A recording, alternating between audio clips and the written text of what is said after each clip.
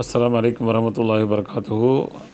நபி வடிவிலம் தீர்வு குடும்பத்தினூடாக சகோதரர் ராஜா அவர்கள் தூங்கும்போது குல் சூறாவை ஓதுகிறோமே, நாம் ஓதி தடவிக்கொள்கிறோம். அதே மாதிரி சிறுவர்களுக்கு தடவலாமா?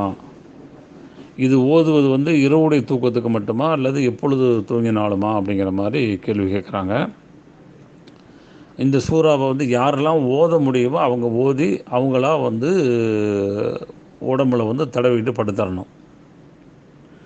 ஓத முடியாதவர்களுக்கு அல்லது ஓத தெரியாதவர்களுக்கு, சிறுவர்கள் ஓத தெரியாது, அவங்களுக்கு ஓதி நாம் நம்முடைய கையில் ஊதி தடவுறதோ அல்லது அவங்க கையில் ஊதி தடவ சொல்கிறதோ செஞ்சு கொள்ளலாம். ஏன்னா அல்லாஹ்வுடைய தூதர் ஸல்லல்லாஹு அலைஹி வஸல்லம் கடைசி தருவாயில் ஓத முடியாத சூழல் இருக்கிற பொழுது ஆயிஷா ரலியல்லாஹு தஆலா அன்ஹா ஓதுவாங்க.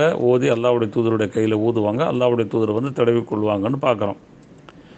இந்த அடிப்படை தான். ஓத முடியாத நிலையில் நோயாளியாக இருக்கிறாரு, அப்போ நாம் ஓதி அவருடைய கையில் ஊதி தடவுறது, அதுக்கு ஒரு இயலல்னு சொன்னால் நாம் நம்முடைய கையிலேயே ஊதி விட்டு தடவிட வேண்டியதான். இது எல்லா தூக்கத்துக்குமானு சொன்னால், தூக்கத்தை பொறுத்த வரைக்கும் இஸ்லாம் சொல்லக்கூடியது இரவு தான் தூக்கங்கிறது. அதனால் அதை தான் தூக்கமாக இன்றைக்கி உலகத்தில் நம்ம பார்க்குறோம். அதனால் அதுதான் கடைப்பிடிக்க வேண்டிய அந்த தூக்கத்தில் குறிப்பாக இது மாதிரியான ஓதுதலையெல்லாம் ஓதிக்கொள்ள வேண்டியதாக நம்ம பார்க்குறோம். இல்லை ஒருத்தருக்கு நைட்டே டியூட்டியாக இருக்குது, பகலில் தான் தூக்கமாக இருக்குது, அதுதான் அவருக்கு இரவு மாதிரி இருக்குன்னு சொன்னால் அந்த நேரத்தில் அவர் செய்து கொள்ள வேண்டியது தான். பட் என்ன அப்படி சொன்னால், அந்த தூக்கங்கிறது சாதாரணமாக பகலில் அரை மணி நேரம் 1 மணி நேரம் 2 மணி நேரம் தூங்குறோமே, இதை யாரும் தூக்கம் அப்படின்னு சொல்கிறதில்ல. தூங்கணும்னு சொன்னாலும் கூட தூக்கம்னு இயல்பாகவே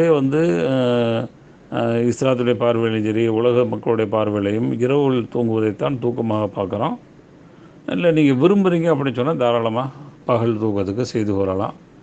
அதுக்கு கூடும் என்றோ கூடாது என்றோ ஆதாரத்தை பார்க்க முடியவில்லை.